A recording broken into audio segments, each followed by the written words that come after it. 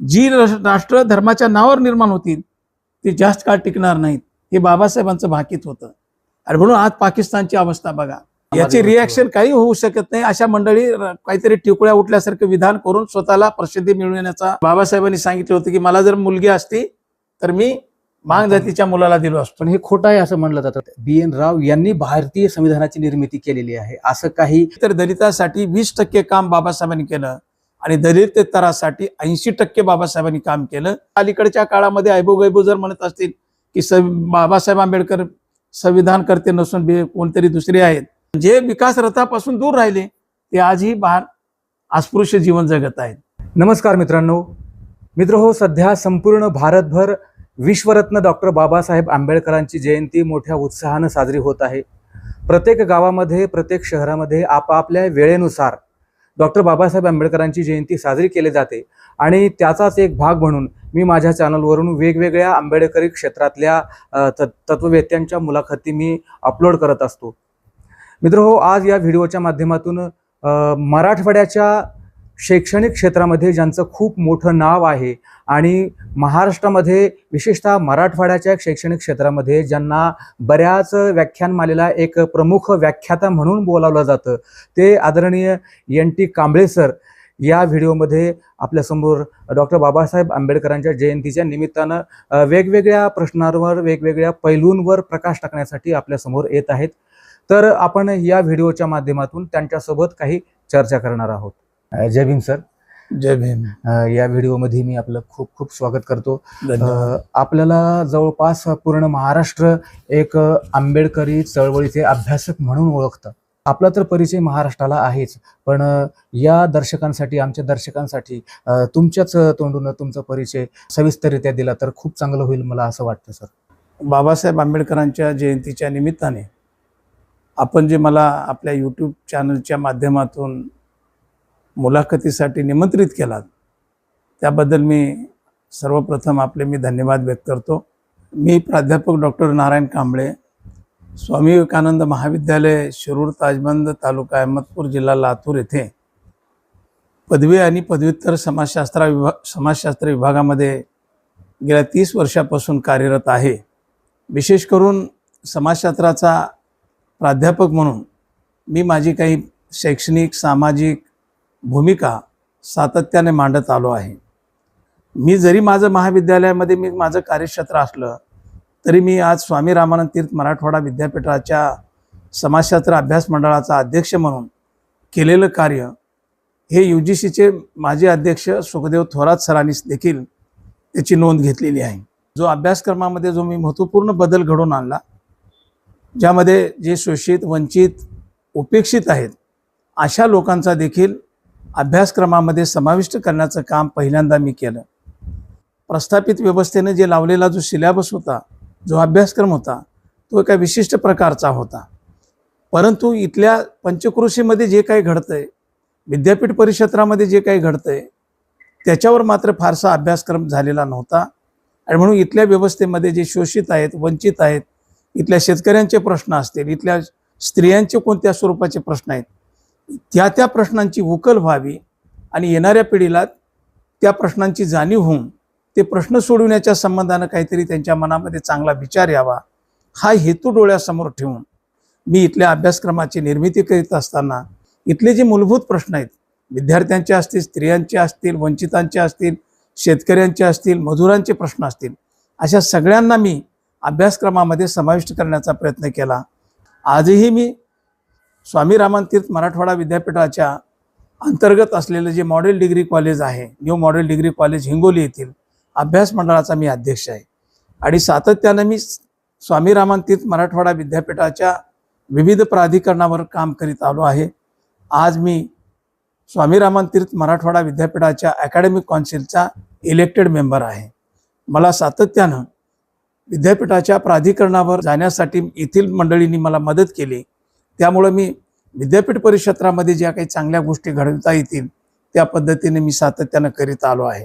जसं की आता माझी मुलाखत घेण्यासाठी या YouTube चॅनलच्या माध्यमातून तुम्ही काहीतरी बाबासाहेब आंबेडकरांच्या जयंतीच्या निमित्तानं प्रबोधन केलं पाहिजे, हा धागा पकडून ते माझ्याकडे मुलाखतीसाठी आले. आणि ही गोष्ट समजून घेत असताना मला त्यांनी पहिला प्रश्न उपस्थित केला की तुमचा परिचय तुमच्याच भाषेत द्या. आणि म्हणून मी माझी भूमिका मांडत असताना मी विद्यापीठ क्षेत्र मांडलं, इथलं महाविद्यालय मांडलं आणि महाराष्ट्र पातळीवर देखील मी देश पातळीवर समाजशास्त्र जे परिषदा असतात त्या परिषदेचा देखील मी अध्यक्ष राहिलेलो आहे. आणि त्यामुळं मला इथल्या महाराष्ट्राच्या सामाजिक जडणघडणच्या संदर्भानं असेल, राजकीय जडणघडणीच्या संबंधानं असेल आणि आज समकालीन समाज व्यवस्थेत निर्माण झालेल्या प्रश्नांच्या अनुषंगानं असेल, या सगळ्या प्रश्नांच्या संबंधाची चर्चा ही आंबेडकरी चळवळीच्या आणि आंबेडकरी विचार विश्वाच्या माध्यमातून झाली पाहिजे आणि ती करण्याचा प्रयत्न मी सातत्यानं करतो. गेली 30 वर्ष मी अध्यापनामध्ये असल्यामुळं आज मी 32 पुस्तकांचं लिखाण केलं की ज्या पुस्तकामध्ये मी केवळ कथा कादंबऱ्या मांडलेल्या नाहीत, तर आज जे समाजामध्ये जे ज्वलंत प्रश्न आहेत त्या ज्वलंत प्रश्नाच्या संबंधानं जे काही नवीन करता येईल, जी काही भूमिका मांडता येतील, त्या भूमिका मी सातत्यानं माझ्या ग्रंथरूपामधून देखील मांडलेल्या आहेत. जसे की आज महाराष्ट्रामध्ये मराठा आरक्षणाच्या संबंधानं असेल, मुस्लिम आरक्षणाच्या संबंधानं असेल, भटक्या विमुक्तांच्या आरक्षणाच्या संबंधानं असेल आणि एवढंच नव्हे तर महाराष्ट्रामध्ये जे अलीकडे निर्माण झालेला आरक्षणामधला जो अनुसूचित जातीमधला उपवर्गीकरणाच्या संबंधानं असेल, अशा पद्धतीचं भाष्य मी माझ्या अनेक ग्रंथामधून सातत्यानं करीत आलो आहे. सर, संपूर्ण महाराष्ट्रामध्ये तुम्ही मागच्या बऱ्याचशा वर्षापासून बाबासाहेब आंबेडकरांवर व्याख्यानं देता आणि एक बाबासाहेबांच्या परिवर्तनवादी चळवळीचे अभ्यासक म्हणून तुम्ही ओळखले जाता. आजची जर परिस्थिती पाहिली तर समाजामध्ये आजही स्वातंत्र्याच्या नंतर बऱ्याचशा चुकीच्या गोष्टी घडताना दिसतात, त्या समाज माध्यमावर दिसून येतात. मग बाबासाहेब इतक्या वर्षानंतरही समाजामध्ये पोहोचले नाहीत असं तुम्हाला वाटतं का? तर तसं नाही. बाबासाहेब आंबेडकरांचे जे विचार आहेत ते विचार सर्वसामान्य माणसापर्यंत ज्या पद्धतीने पोहोचवायला पाहिजे किंवा समाजामधले जे काही समाज घटक आहेत त्या समाज घटकांपर्यंत बाबासाहेबांचे विचार पोहोचायला पाहिजेत, ते पोहोचू शकलेले नाहीत. ही खंत माझ्या मनामध्ये आजही आहे. त्याचं कारण असं आहे की बाबासाहेब आंबेडकरांना आपण नीटपणे समजून घेतलं नाही. शिक्षण क्षेत्रामध्ये देखील बाबासाहेबांचा विचार हा केवळ दलितांच्या विकासाच्या संबंधानंच मांडलेला गेलेला आहे. बाबासाहेब आंबेडकर हे खऱ्या अर्थाने इथल्या राष्ट्राचे निर्माते होते, परंतु त्यांच्याकडे मात्र दुर्लक्षित केलं गेलं आणि बाबासाहेब आंबेडकर हे दलितांचे नेते आहेत अशाच पद्धतीचा वारंवार उल्लेख केला गेला आणि त्यामुळं सर्वसामान्य माणसाला, जे अज्ञान माणसं आहेत, त्यांना असं वाटत गेलं की बाबासाहेब ते त्यांचेच आहेत.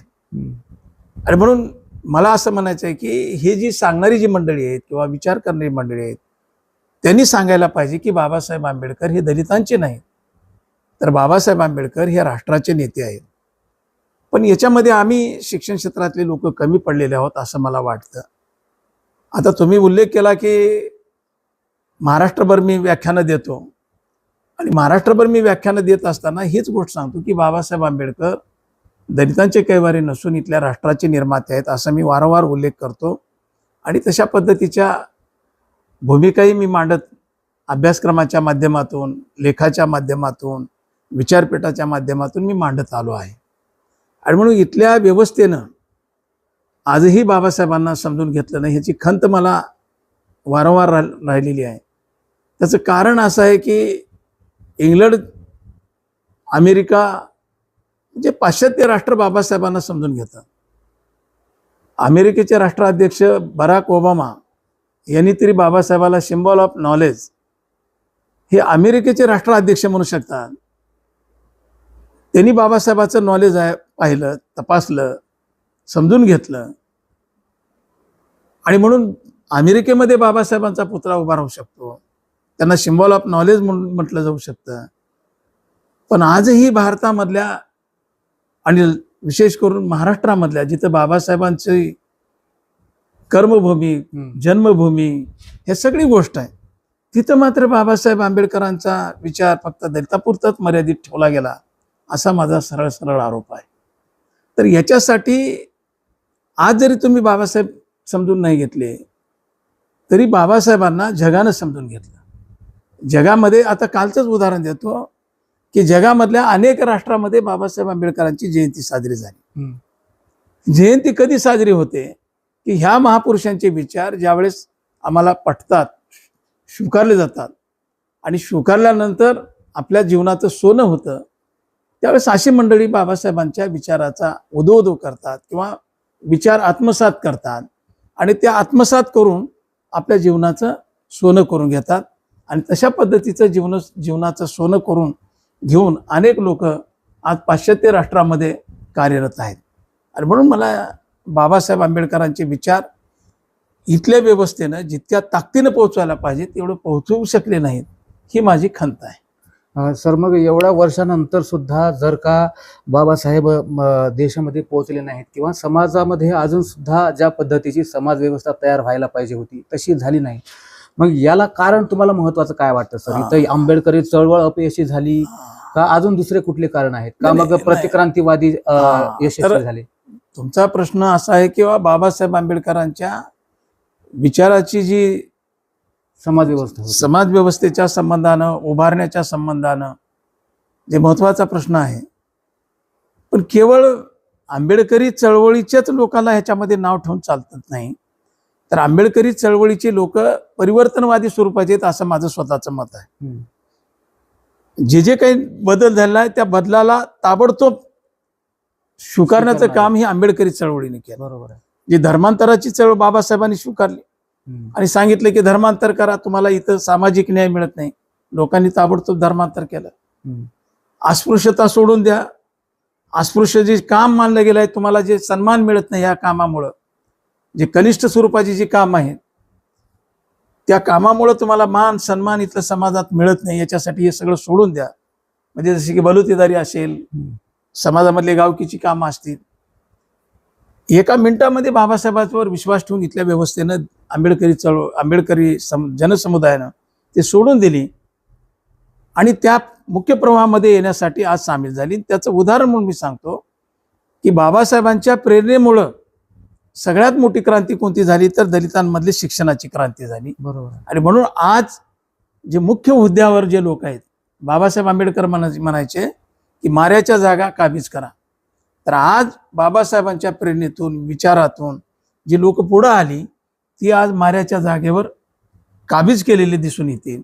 आणि म्हणून बाबासाहेबांचा विचार इथल्या व्यवस्थेने स्वीकारला, परंतु इथली व्यवस्थे जी ज्या पद्धतीनं पाठिंबा देणारी जी मंडळी पाहिजे होती, जी पुरोगामी विचार करणारी जी मंडळी आहेत, त्यांनी जेवढ्या ताकदीनं पाठिंबा द्यायला पाहिजे होता तेवढा ताकदीनं दिला नाही असं मला वाटतं. त्यांनी जर दिलं असतं तर महाराष्ट्राचे चित्र वेगळं झालं असतं. आज 75 वर्षानंतर देखील महाराष्ट्रामध्ये ज्या काही कल्पना आहेत, जुन्या प्रथा, परंपरा, त्या गोष्टी अजूनही टिकून आहेत. सर, एक महत्वाचा तुम्ही बोलत असताना मला एक गोष्ट आठवली की असं म्हटलं जातं, मी सुद्धा वाचलेलं आहे, मी त्यावेळेस काही जीवन नव्हतं, की 1956ला बाबासाहेबांनी ज्यावेळेस दीक्षा घेतली त्यावेळेस त्यांच्यासोबत केवळ नवबौद्ध आजचे जे आहेत ते नव्हते, तर मांग, महार, ढोर ह्या बऱ्याचशा शेड्यूल कास्टमध्ये येणाऱ्या जाती होत्या. पण आजचं जर वास्तव पाहिलं तर आंबेडकरी चळवळीमध्ये प्रामुख्याने नवबौद्ध समाजात दिसतो. इतर जे मांग आहेत, महार असते, चांभार असतील, इतर जाती प्रामुख्याने दिसत नाहीत. याचं कारण तुम्हाला काय वाटतं सर? मला असं वाटतं की बाबासाहेब आंबेडकरांनी ज्यावेळेस धर्मांतराचा मुद्दा उपस्थित केला की इथली व्यवस्था, इथली सामाजिक विषमता प्रचंड प्रमाणामध्ये आहे आणि ह्या विषमतेमध्ये आपला सामाजिक विकास, धार्मिक विकास हा होऊ शकत नाही, आणि म्हणून बाबासाहेब आंबेडकरांनी शेवटी पाऊल उचलले की धर्मांतर. आणि धर्मांतर केवळ रात्रीतून केले नाही, तर बाबासाहेब आंबेडकरांनी येवल्याला पहिल्यांदा घोषणा केली आणि त्या घोषणेनंतर साधारणपणे 20 वर्षानंतर बाबासाहेबांनी धर्मांतर केलं. बरोबर. त्याचं कारण असं आहे की 20 वर्ष जो गॅप आहे त्याच्यामध्ये तरी सुधारतील, हे लोक सुधारतील, इथली विषमता कमी होईल, धार्मिक विषमता, सामाजिक विषमता, या सगळ्या गोष्टी कुठेतरी कमी होतील, याच्यासाठी इथल्या समाज धोरणींनी देखील काम करतील, ही भूमिका बाबासाहेबांची होती. पण तसं घडलं नाही. आणि म्हणून बाबासाहेबांनी शेवटी सगळ्यांना सांगितलं की सगळ्या जाती समूहाला, इथले जी विषमतेमध्ये बरबटलेले, विषमतेमध्ये पिछडलेले जे लोक आहेत, जे अनुसूचित जातीमध्ये आज जे म्हणतो जे अस्पृश्य मानले गेलेले आहेत, त्या सगळ्या अस्पृश्य जातींना बाबासाहेबांनी आव्हान केलं की तुमची उन्नती, तुमचा विकास इथं राहून होऊ शकत नाही, तर याच्यासाठी तुम्ही बौद्ध धर्म किंवा धर्मांतर केलं पाहिजे ही भूमिका बाबासाहेबांनी ठासून इथल्या व्यवस्थेमध्ये मांडली.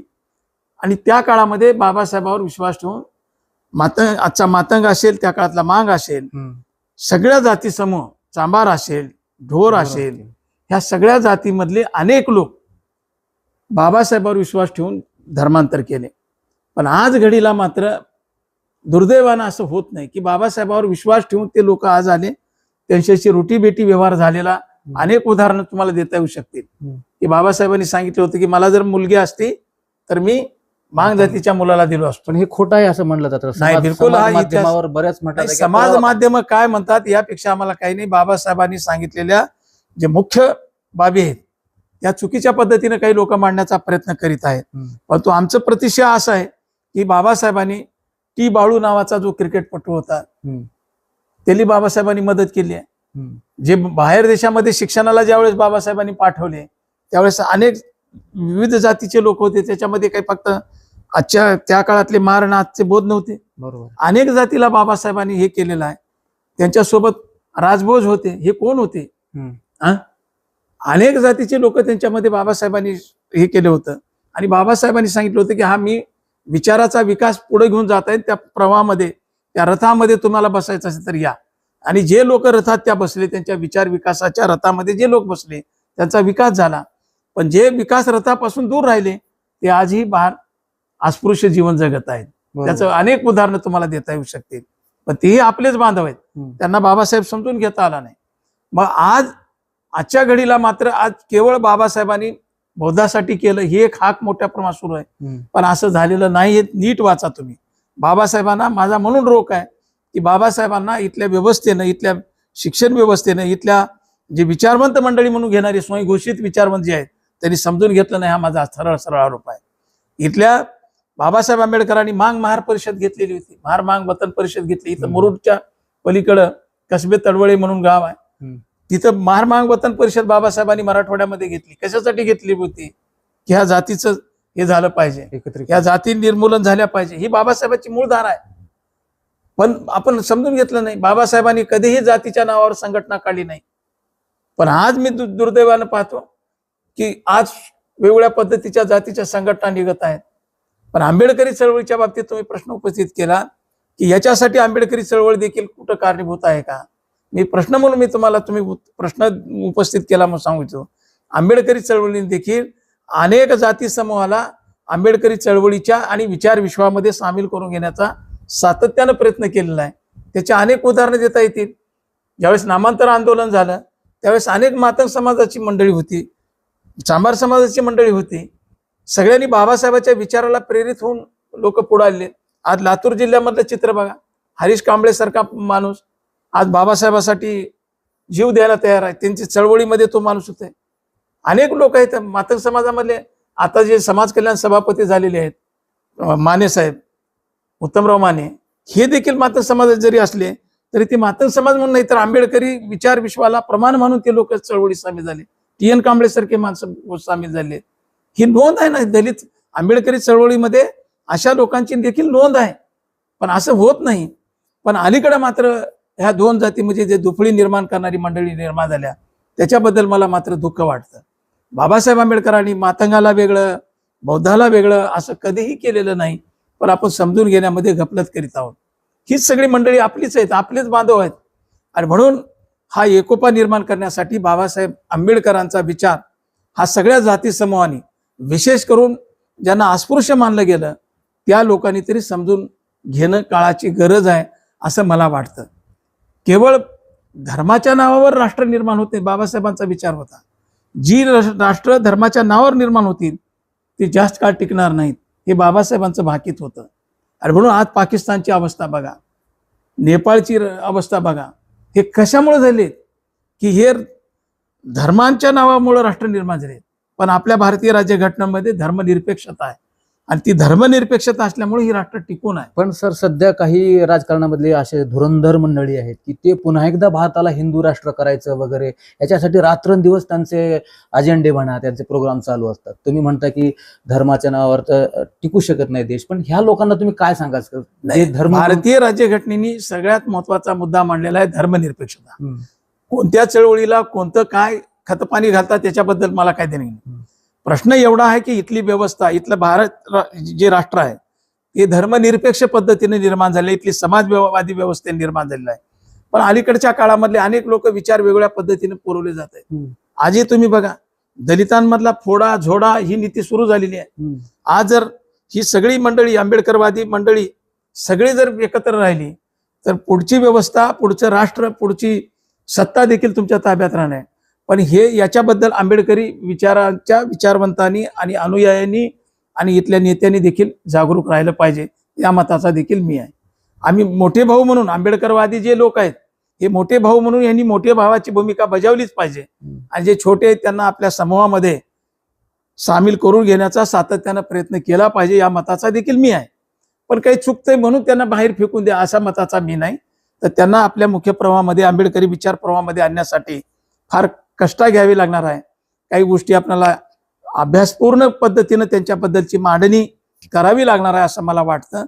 कारण त्यांच्यातून केवळ दलितांमध्ये जर फूट पडत गेली तर पुढचं भविष्यकाळ चांगला नाही असं माझं स्वतःचं मत आहे. सर, एक महत्त्वाचा प्रश्न मला विचारावा असं वाटतो. बहुतेक वेळा समाज माध्यमावर, व्हॉट्सॲप, फेसबुक असेल, अजून कुठले माध्यम असतील त्याच्यावर, आणि आजचं जर चित्र पाहिलं तर सरळ सरळ दिसून येतं की बाबासाहेबांचा कुठलाही विषय निघाला किंवा एखादा मोबाईल बघत असताना बाबासाहेबाचा समजा व्हिडिओ जरी पुढे आला तर बऱ्याच जे SC कॅटेगरीच्या बाहेरचे लोक आहेत, ज्यांना बहुजन आपण म्हणतो, त्या बहुजन समाजाचे लोक असं म्हणतात की बाबासाहेब म्हणले की तो मांगा महाराचा विषय आहे, त्यांच्याशी आमचा काय संबंध आहे? बाबासाहेबांनी सर्व काही मांगा महाराजांसाठी केलेलं आहे, आमचा बाबासाहेबांचा काही संबंध नाही. आजही ते बाबासाहेबांना दुश्मन समजतात. खरं तर बाबासाहेबांचा विचार हा तारणारा आहे, पण जो तुम्हाला तारणारा विचार आहे तो बाहेर दूर फेकून द्यायचा आणि तुम्हाला जो मारणारा विचार आहे तो छातीशी लावून घ्यायचा, जी पद्धत आहे आजही बहुजन समाजामध्ये अस्तित्वात आहे. मग अशा विचारसरणीच्या लोकांना तुम्ही काय सांगा? तर तुमचा जो प्रश्न आहे तो प्रश्न अत्यंत कळीचा आणि विचार करणारा देखील आहे. कारण कुणाला बाबासाहेब वाटावे आणि कुणाला जवळचे वाटावे, कुणाला लांबचे वाटावे, हा ज्यांच्या त्यांच्या त्या विचार करण्याच्या कुवतीचा प्रश्न आहे. आता बहुजन समाजाला जर असं वाटत असेल आणि आजच्या घडीला हे वाटत असेल, आजच्या घडीला जर हे विधानं होत असतील तर हे प्रचंड वेदनादायी आहे. बाबासाहेब आंबेडकरांनी जर विचार केला गेला, आम्ही बाबासाहेबांच्या जीवनाचं ऑडिट करणारे आम्ही कोणी नाही, पण बाबासाहेबांच्या एकूण कार्याचा, विचाराचा जर अभ्यास केला गेला तर माझ्या अभ्यासाप्रमाणे बाबासाहेब आंबेडकरांनी दलितेतरासाठी आणि दलितांसाठी त्याची जर मांडणी केली गेली तर दलितांसाठी 20% काम बाबासाहेबांनी केलं आणि दलितेतरासाठी 80% बाबासाहेबांनी काम केलं. आणि खऱ्या अर्थाने बाबासाहेबांनी ह्या बहुजनांसाठी प्रचंड प्रमाणात काम केलं. पण हा इतिहास त्यांनी समजून घेतला नाही, हे इतिहास त्यांनी वाचलेला नाही असा माझा सरळ आरोप आहे. त्यांनी जर बाबासाहेब आंबेडकर समजून घेतले असते, त्यांच्या विचाराची उजळणी करून घेतली असते तर हे विधानं त्यांच्याकडून आले नसते. उदाहरण म्हणून मी सांगतो की सातत्यानं उदाहरणं हे दिले जातात, मी काही नवीन उदाहरण देत नाही, की OBC-साठी बाबासाहेब आंबेडकरांनी त्या काळामध्ये राजीनामा दिला. हे सगळ्यात महत्त्वाचं काम होतं. हिंदू कोड बिल असेल, इथल्या OBC-च्या संबंधाचे जे प्रश्न होते त्या प्रश्नांच्या अनुषंगानं, त्यांच्या विकासाच्या अनुषंगानं ज्या काही उणिवा निर्माण होऊन पाहत होत्या, त्या संबंधानं कायदे निर्माण होत नव्हते आणि विकासामध्ये अडथळे ज्यावेळेस निर्माण होत होते त्यावेळेस बाबासाहेबांनी या OBC-साठी मोठ्या प्रमाणामध्ये सगळा विचार करून बाबासाहेबांनी राजीनामा दिला. मग OBC-ना असं का वाटतं की हे बाबासाहेब आंबेडकर दलितांचे आहेत? मी या मताचा आहे की ज्यांना ज्यांना रिझर्वेशनचे फायदे मिळते ते सगळे दलित मानले गेले. पण आपल्याकडलेच मंडळी काही जर म्हणत असतील की मी दलितातलाच नाही, तर हा त्यांचा दृष्टिकोन वेगळ्या पद्धतीचा असू शकतो. पण मी नम्रपणे नमूद करू इच्छितो की बाबासाहेब आंबेडकरांनी इथल्या केवळ OBC-साठीच नाही तर इथल्या सवर्णांसाठी सुद्धा बाबासाहेब आंबेडकरांनी कार्य केलेलं आहे. ते तुम्ही नीट समजून घेण्याची गरज आहे. आज उदाहरण म्हणून मी सांगतो, पंजाबराव देशमुखांचा आणि बाबासाहेब आंबेडकरांचा संवाद आहे की ज्यावेळेस बाबासाहेब आंबेडकरांनी भारतीय संविधानाची मांडणी करण्यासाठी ज्यावेळेस बसले त्यावेळेस बाबासाहेब आंबेडकरांनी इथल्या महाराष्ट्रामधल्या मराठा जातीला सुद्धा OBC-मध्ये आणलं पाहिजे यासाठी आग्रही भूमिका बाबासाहेबांनी घटनेमध्ये नमूद केली होती. आणि मग पंजाबराव देशमुख ज्यावेळेस बाबासाहेबांना भेटायला आले त्यावेळेस बाबासाहेबांना म्हणाले की माझ्या या विशिष्ट जातीला याच्यामध्ये सामील झालं पाहिजे. तर त्यावेळेस बाबासाहेब आंबेडकरांनी सांगितले होतं की इथल्या मराठा जातीला आर्थिकदृष्ट्या कमकुवत होणार आहे. भविष्यवेध ओळखून बाबासाहेबांनी मराठा जातीला आरक्षणाची संधी मिळाली पाहिजे ही भूमिका बाबासाहेबांनी त्यावेळेस मांडली. हे ज्यावेळेस ड्राफ्ट बाबासाहेबांनी पंजाबराव देशमुखांना हे ज्यावेळेस दाखवलं त्यावेळेस पंजाबराव देशमुख साहेब सुद्धा अचंबित झाले होते. म्हणजे ही भूमिका केवळ बाबासाहेबांनी दलितांसाठीच केलं असं होत नाही, इतर जातीसाठी सुद्धा बाबासाहेबांनी खूप मोठ्या प्रमाणामध्ये केलं. केवळ जातीसाठीच नाही तर इथले राष्ट्रबांधीच्या संबंधानं असेल, शेतकऱ्यांच्या विकासाच्या अनुषंगानं असेल, शेतीमालाच्या संबंधानं असेल, इथल्या जलविद्युताच्या संबंधानं असेल, कामगाराच्या संबंधानं असेल, इथला खाणकामगाराच्या संबंधानं असेल, इथले कर्मचारीच्या संबंधानं असेल, सगळ्या गोष्टीमध्ये बाबासाहेब आंबेडकरांनी विचार करून भूमिका मांडलेत. आणि म्हणून मला खऱ्या अर्थाने या ठिकाणी सांगावं वाटतं की बाबासाहेब सर्वस्पर्शी नेते म्हणून बाबासाहेब होते. मला सांगू इच्छितो की बाबासाहेब आंबेडकरांनी इथल्या बँकेचा जो प्रश्न आहे, बँक निर्माण करण्याचा मूळ कल्पना जर कुणाची असेल तर ती बाबासाहेबांची आहे. केवळ ओबीसीने असं समजू नये की आमच्यासाठी बाबासाहेबांनी काय केलं, तर त्यांनी ओबीसीच्या लोकांनी आज बाबासाहेबांचे जे चरित्र आहेत, बाबासाहेबांचं कार्य आहे, बाबासाहेबांचं संविधान सभेतली जी भाषणं आहेत ते भाषणं नीट पद्धतीने समजावून घ्या. आमचं जर तुम्हाला नीट समजत नसेल, कांबळे वाघमारे यांच्याकडून जरी नीट समजून घेता येत नसेल तर तुम्ही तुमच्या ओबीसी मध्ये मानलेल्या जे विचारवंत आहेत त्या माणसांनी तरी करा. मी ओबीसी म्हणून मी पर्टिक्युलरली असे कुणाबद्दल हे करत नाही, पण तुम्हाला नितांत आदर आहे लुलेकर सरांचा, प्रल्हाद लुलेकर बघा. त्याच्यानंतर पुणे येथील प्राध्यापक दिवंगत झालेले आहेत प्राध्यापक हरी नरके, यांच्याबद्दल आम्हाला नितांत आदर आहे. या माणसांनी आमच्यापेक्षा ताकदीने बाबासाहेब मांडलेले आहेत. त्यांचं तरी तुम्ही ऐका, त्यांनी कोणत्या स्वरूपामध्ये बाबासाहेब मांडले, त्यांनी कोणत्या स्वरूपामध्ये बाबासाहेबांनी आपल्या संबंधाने केलेल्या कार्याची भूमिका मांडली, यांच्या तर माध्यमातून तुम्ही ऐका. प्रल्हाद लुलेकरांनी लिहिलेलं आहे पुस्तक दलितेतरांचे डॉक्टर बाबासाहेब आंबेडकर. हरी नरके सरांनी सातत्याने त्यांची भूमिका बाबासाहेबांच्या संबंधात मांडली. आणि म्हणून मला असं वाटतं की ओबीसी नेते असतील, ओबीसी अनुयायी असतील, ओबीसी समाज असेल, यांनी बाबासाहेबांची पद्धतीने नीट समजून घेतलं पाहिजे. आणि समजून घेऊनच जमत नाही तर बाबासाहेबांचा विचार आपण अंगीकारण्याचं काम स्वीकारलं पाहिजे, या मताचा मी आहे. तरच त्यावेळेस आपला कुठेतरी विकास होऊ शकेल. आणि हे सगळं जर सोडायचं असेल, ह्या सगळ्या चांगल्या मुख्य विचार प्रवाहामध्ये, मुख्य विचाराच्या विकासाच्या प्रवाहामध्ये जर आपल्याला यायचं असेल तर फुले शाहू आंबेडकरी विचाराशिवाय आपल्याला तरणोपाय नाही, असं माझं सरळ मत आहे. सर, समाज माध्यमावर अशा काही चर्चा, काही पोस्ट पाहायला मिळतात की भारतीय संविधानाची निर्मिती ही बाबासाहेबांनी केलेली नसून BN राव जे आहेत, BN राव यांनी भारतीय संविधानाची निर्मिती केलेली आहे, असं काही आरोप किंवा अपप्रचार केला. अलीकडं मी समाज माध्यमावर ह्या गोष्टी पाहतोय, परंतु ह्या खोडसाळपणाच्या आहेत असं मी, आणि ह्या गोष्टीचा मी निषेध करतो की ज्यांनी चांगलं काम केलंय त्याचं श्रेय त्यांना दिलंच पाहिजे. आणि बाबासाहेब आंबेडकरांनी भारतीय राज्यघटनेचे संविधानकर्ते, निर्माते होऊ शकत नाही असं म्हणणं म्हणजे एका अर्थानं त्या सूर्यावर तुम्ही शितोडे फेकण्यासारखं आहे. परंतु ह्या गोष्टीला कोणीही मान्य करत नाही, कारण सरळ सरळ असं आहे, आम्ही तरी अभ्यासक म्हणून बोलतोय, पण भारतीय संविधान सभेमध्ये ज्यावेळेस अनेकांची भाषणं झाली, जे भाषणं करणारे भारतीय संविधानामध्ये काम करणारी ज्या मंडळी होत्या, त्यांनी ज्यावेळेस या देशाला संविधान अर्पण करण्याची प्रक्रिया सुरू झाली, त्या अर्पण करण्याच्या प्रक्रियेमध्ये संविधान सभेमध्ये BN राव असतील, अनेकांनी आपल्या भूमिका त्या संबंधानं बाबासाहेबांच्या संबंधानं मांडलेल्या आहेत. आणि एवढंच नाही तर शेवटी या देशाचे पहिले पंतप्रधान पंडित जवाहरलाल नेहरू यांनी बाबासाहेब आंबेडकरांना भारतीय राज्यघटनेचे शिल्पकार आहेत असं संविधान सभेमध्ये नमूद केलेलं आहे. आणि म्हणून मला दुसऱ्या कुणी ऐरेगैऱ्यांनी बाबासाहेब संविधान करते नाहीत असं म्हटलं तर आम्हाला काही त्याचा फरक पडत नाही. आतापर्यंत इतिहासामध्ये जी नोंद आहे, इतिहासाला तरी तुम्ही प्रमाण मानता ना, बरोबर. मग इतिहासाला प्रमाण मानत असेल तर आजच्या अलीकडच्या काळामध्ये ऐबोगैबो जर म्हणत असतील की बाबासाहेब आंबेडकर संविधान करते नसून कोणतरी दुसरे आहेत, तर असं होऊ शकत नाही. हा सगळा ड्राफ्ट, भारतीय संविधानाचा ड्राफ्ट जर मूळ मसुदा जर तुम्हाला पाहायचा असेल तर आजही उपलब्ध आहेत. संविधान सभेमध्ये अनेकांनी केलेली भाषणं बाबासाहेबांच्या संबंधानं, की बाबासाहेबांनी कसं योगदान दिलं याच्या संबंधानं दिलेली काम किंवा दिलेली पावती सभागृहामध्ये त्यांच्या समवेत असलेले जे 7 सदस्य कमिटीमधले जे लोक आहेत त्यांनी दिले, कबुली दिलेली आहे की आम्ही याच्यामध्ये कोणत्या पद्धतीनं काम केलो. काही लोक बाहेर राहिले, काही लोक तब्येतीमुळे दूर राहिले आणि मग ह्याची जबाबदारी कशी बाबासाहेब आंबेडकरांवर पडली आणि बाबासाहेबांनी हा सगळा भार कसा उचलला या संबंधीचं विश्लेषण संविधान सभेमध्ये लोकांनी मांडलेलं आहे. आणि म्हणून बाहेर कुठल्या तरी मीडियावर कुठेतरी बसून गप्पा छप्पा जर मारत असतील तर अशा लोकांची आम्ही नोंद सुद्धा घेत नाही. पण सर, इतिहास असतोय. काही महत्वाचे आयऱ्या गैऱ्याचं जाऊ द्यायचं ठीक आहे, पण जे मंत्रिमंडळामध्ये सामील असलेले बरेचसे नेते आहेत, मंत्री, आमदार, खासदार, ते सुद्धा म्हणतात की नाही, त्यांचा अभ्यास आम्हाला माहित आहे. त्यांनी अभ्यास किती केला, अशा लोकांचा अभ्यास किती असतात हे सगळं माहिती आहे.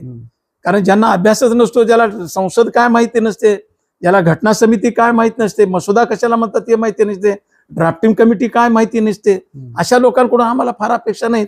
आणि अशा लोकांनी ते कुठल्या पदावर गेले, संविधानिक पदावर जाऊन बोलू नये, परंतु अशा पद्धतीने फूट पडण्याचं काम, अशा पद्धतीचे षडयंत्र निर्माण करणारे लोक असतात.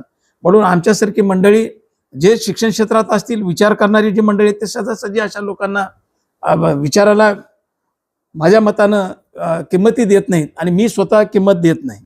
सर, काल परवा एक असंच एक उदाहरण बघायला मिळालं की शरद पोंक्षे नाही, तो नाटकामधला माणूस आहे. त्यांनी जिंदगीभर नाटक करीत राहावं. त्यांनी म्हटलं त्यांनी त्यांचं वाचनच नाही असं म्हणणं म्हणजे हा वेगळा खोडसाळपणाचा आहे. वाचली असती आणि जर त्यांनी मनुस्मृती त्यांनी वाचली तर त्यांच्या आई वडिलांना किंवा त्यांनी त्यांच्या आई वडिलांना सन्मान केलाय का, तो त्यांनी त्यांच्या घरामध्ये अंमलात आणावा. आजची पद्धती कशाला स्वीकारतात ते?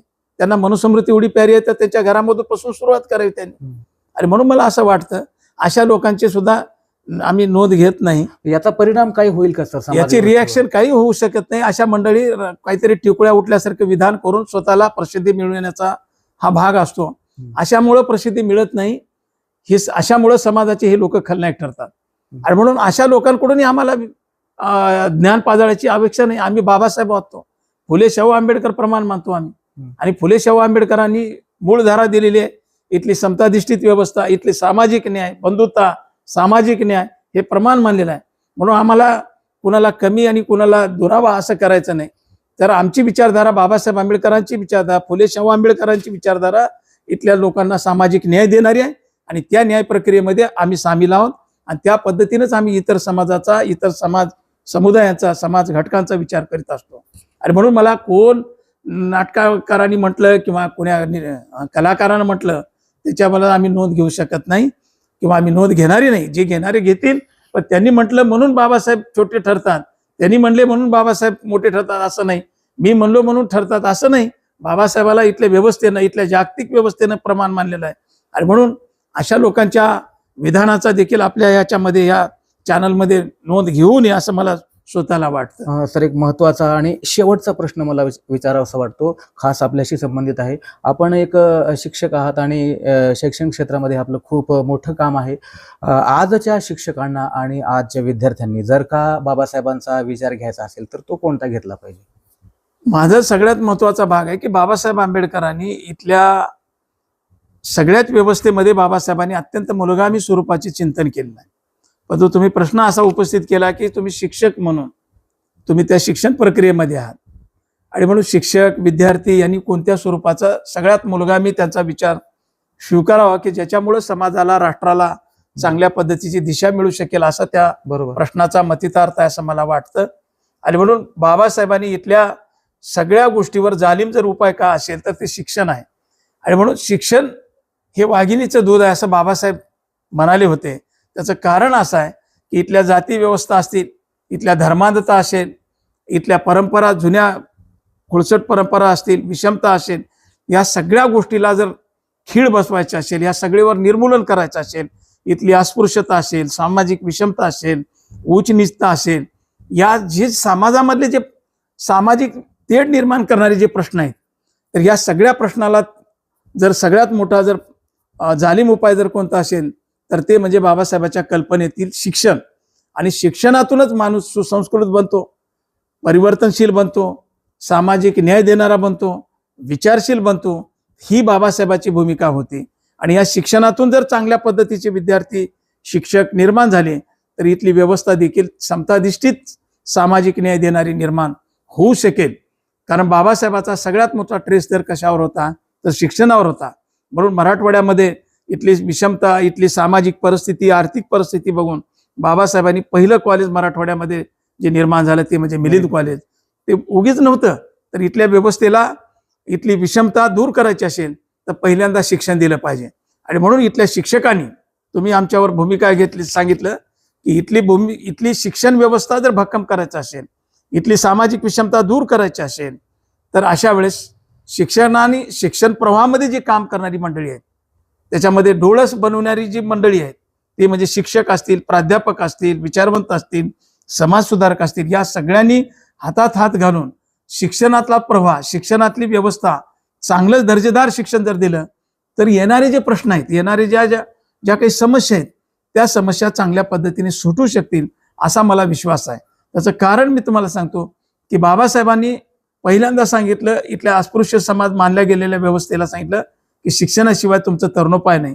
आणि म्हणून ज्यांनी शिक्षण स्वीकारलं, बाबासाहेबाच्या कल्पनेतलं ज्यांनी शिक्षण स्वीकारलं त्यांचं सोनं झालं. म्हणून मी उदाहरण आज देऊ शकतो की आज बाबासाहेबांना स्वीकारलं, बाबासाहेबाचा विचार स्वीकारला, ती लोक आज दिल्ली हादरावून टाकत आहेत. आणि ज्यांनी बाबासाहेबांच्या शिक्षणाकडे दुर्लक्षित केलं ते माझे आज गावकुसाच्या बाहेर आहेत. बरोबर. यांचं जीणं गावकुसाच्या बाहेर. आज तुम्ही बघा इथली व्यवस्था. आज माझं उदाहरण घ्या की मी आज स्वामी रामन तीर्थ मराठवाडा विद्यापीठाचा अध्यक्ष म्हणून काम करत असताना इथल्या व्यवस्थेला मी कोणतं पुस्तक वाचावं, कोणतं पुस्तक मी अभ्यासाला लावावं याची ताकद माझ्या सहीमध्ये आहे. ती कुणामुळे आली तर ती बाबासाहेबांमुळे आली. बरोबर. जर मी शिक्षण घेतलो नसतो तर अध्यक्ष झालो नसतो. आणि म्हणून इथली अभ्यासक्रमामध्ये नवीन बदल मी करू शकलो नसतो. म्हणून एवढी ताकद शिक्षणामध्ये हे बाबासाहेबांनी. आज सचिव मंडळीवर जे काम करणारी लोक आहेत, आज मी उल्लेख करतो जे शिक्षण समाज कल्याणाचे जे अपर सचिव म्हणून जे काम करतात महाराष्ट्र राज्याचे, हर्षदीप कांबळे, हे बाबासाहेबाच्या विचारातून काम करतात. म्हणून आज सामाजिक न्यायाच्या माध्यमातून आज वेगवेगळ्या पद्धतीच्या जे कल्पना राबवलेल्या तर हे बाबासाहेबांचं. आणि म्हणून तुम्ही जे प्रश्न उपस्थित केलात की भूमिका शिक्षकाची असेल, इथले सगळे समाज सुधारकांच्या, तर शिक्षणाला महत्वाचं स्थान दिलं पाहिजे. आणि शिक्षणामुळेच इथले प्रश्न आपले सुटू शकतील. विशेष करून दलित समूहाचे प्रश्न जर सोडवायचे असतील तर आपणाला शिक्षणाशिवाय तरणोपाय नाही. म्हणून ग्रामीण भागामध्ये म्हणतात गावात घर नाही, गावात घर नाही, शिवारात शेत नाही.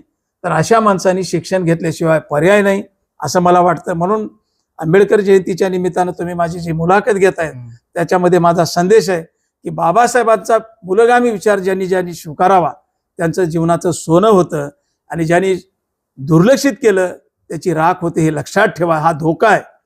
आज राष्ट्रांनी सुद्धा, राज्यकर्त्यांनी सुद्धा, समाजकर्त्यांनी सुद्धा बाबासाहेबांनी दिलेला जो इशारा होता, इथल्या व्यवस्थेमध्ये सामाजिक लोकशाही जोपर्यंत निर्माण होत नाही, इथली सामाजिक लोकशाही सर्वसामान्य माणसापर्यंत निर्माण होत नाही तोपर्यंत इथले राज्यकर्ते चांगल्या पद्धतीचं राष्ट्र निर्माण होऊ शकत नाही. बाबासाहेबांची भूमिका होती. आणि म्हणून इथली सामाजिक लोकशाही निर्माण झाली पाहिजे, त्याच्यासाठी शिक्षण महत्वाचं आहे. आणि म्हणून महात्मा फुलेंनी, शाहू महाराजांनी जो आग्रह धरला तो आग्रह बाबासाहेबांनी घटनात्मक दृष्टिकोनातून पुढे आणलेला आहे आणि तो आपल्या सर्वसामान्य माणसाला मिळत आहे. म्हणून मला जाता जाता तुम्हाला सांगायचं आहे, कोण काय म्हणतं यापेक्षा बाबासाहेबांनी सांगितलेलं विचारधन आज अनेक पुस्तकांमधून चांगल्या पद्धतीने पुढे झालं आहे. महाराष्ट्र सरकारने बाबासाहेबांचं अनेक खंड प्रकाशित केलेले. ते मूळ धार आहेत, ते मूळ खंड तुम्ही वाचत चला. त्या मूळ खंडामध्ये बाबासाहेबांची भाषणं आहेत. जनता, बहिष्कृत भारत, मूक नायक, हे महाराष्ट्र सरकारनं छापलेले आहेत. त्याच्यामध्ये बाबासाहेबांची मूळ विचारधारा लक्षात येऊ शकते. म्हणून मला जाता जाता तुम्ही मूलभूत प्रश्न उपस्थित केलता की ओबीसी समाजाने त्यांनी मूळ समजून घेण्याची, बाबासाहेब समजून घेण्याची गरज आहे. 75 वर्ष झालं आज देशाला स्वातंत्र्य मिळून, तरी आपण जर समजून घेतलं नाही तर आपण येणारी व्यवस्था आपणाला मान्य करणार नाही. याच्यासाठी आपण प्रयत्न कराल, चांगले विचार तुम्ही निर्माण कराल, चांगल्या गोष्टी स्वीकाराल, अशा पद्धतीची अपेक्षा व्यक्त करतो. तुम्ही मला या यूट्यूब चॅनलवर या मुलाखतीसाठी निमंत्रित केलं. जास्तीत जास्त मुलाखतीपेक्षा आपण भाषण वजा जास्त पद्धतीनं संवादाच्या माध्यमातून आपण एकमेकाला प्रेरित होत गेलो. आणि म्हणून मला असं वाटतं की अशा माध्यमातून बाबासाहेबांचा विचार सामान्य माणसापर्यंत गेला पाहिजे. केवळ सामान्यच नाही तर सामान्य माणूस विचार करून जागृत झाला पाहिजे, हे आपलं ध्येय असलं पाहिजे. आणि ते ध्येय तुम्ही यूट्यूबच्या माध्यमातून करीत आहात, त्याबद्दल तुमचं मी मनपूर्वक अभिनंदन करतो. आणि पुढील कार्यासाठी देखील चांगल्या पद्धतीनं तुम्ही या क्षेत्राशी अनेकांना जोडत चला अशा पद्धतीची अपेक्षा व्यक्त करतो. आणि तुमची उत्तरोत्तर प्रगती व्हावी अशा पद्धतीच्या शुभेच्छा व्यक्त करून मी या ठिकाणी थांबतो. धन्यवाद. जय भीम. सर, खूप महत्त्वाची माहिती या व्हिडिओच्या या मुलाखतीच्या माध्यमातून आपण दिलात. आणि महत्त्वाचे जे सोशल मीडियावर जे काही अपप्रचार केला जातो, जे काही गैरसमज आहेत, त्यावर सुद्धा तुम्ही आपलं मत व्यक्त केलात आणि जे गैरसमज आहेत ते दूर केलात असं मला वाटतं. याचा फायदा जवळपास बघणारे जे काही लोक आहेत, जे काही पब्लिक आहे, जेवढेही गैरसमज करतात त्या सर्वांनाच होणार आहे असं मला वाटतं. आपण आपला सर वेळ काढलात आणि चॅनलसाठी मुलाखत दिला त्याबद्दल आपले खूप खूप आभार सर. जय भीम. धन्यवाद. मित्र हो, हा व्हिडिओ जर तुम्हाला आवडला असेल तर माझ्या या चॅनलला सबस्क्राईब करा आणि हा व्हिडिओ तुमच्या इतर मित्रांपर्यंत शेअर करा. एका नव्या व्हिडिओमध्ये नव्या पाहुण्यासह नव्या विषयासह भेटूया. नमस्कार. जय भीम.